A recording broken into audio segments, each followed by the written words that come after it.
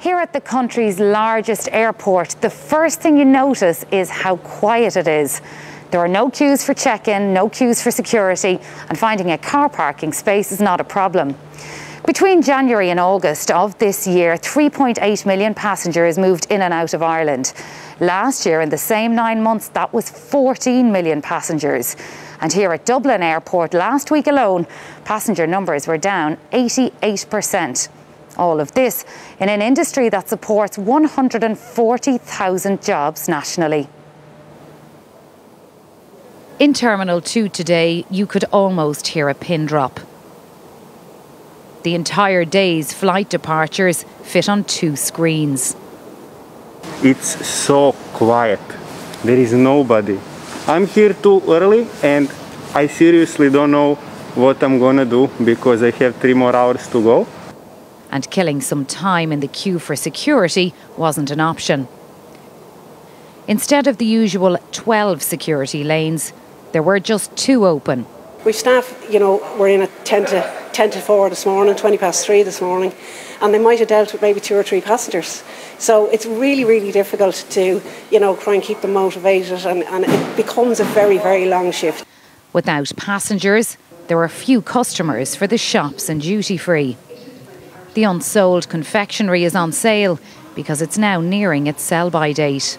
In such a short space of time, it has changed dramatically.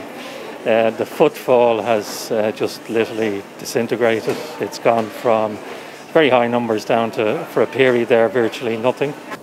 Those who return lost property to passengers are finding they've very little to do. We would generally have, in peak, between 800 and 900 items a month coming through the warehouse. As I said, we've had 27 items since March. The largest owner of commercial aircraft in the world says airlines here are being put at significant risk because we aren't testing at airports.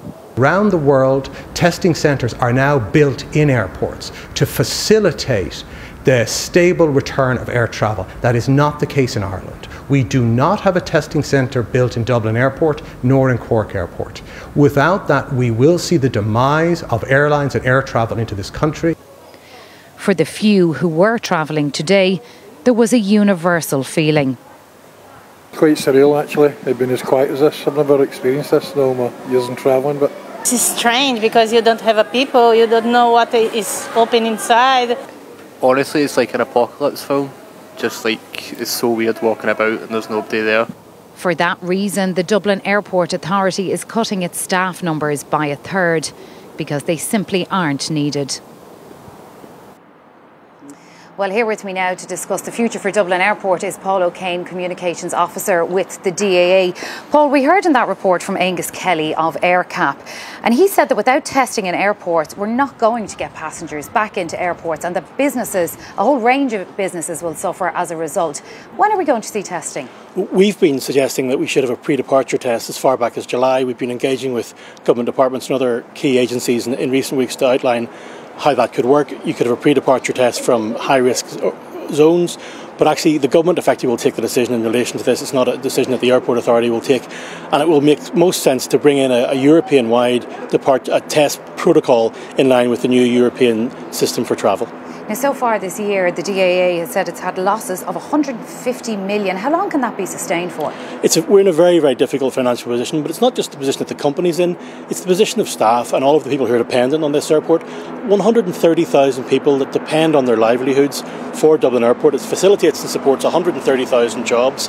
That's 130,000 fathers, mothers, sisters, brothers who are dependent on what happens here to support them and to support their families. And unfortunately, last week we lost the first of a number of people from the company. 36 of our staff took a voluntary severance package from the business, and we're having to do that because we simply don't have the work. And sadly, that's just the beginning, and that ripple effect is going to be seen right across the country because we support jobs right across the country. All right, Paul O'Kane from the DAA, thanks indeed for talking to us this evening. Well, for now, all eyes will be on October 13th. That's when a decision is expected to be made at the earliest on a pan-European plan for travel restrictions and movement within Europe, which the Irish government is expected to sign up to.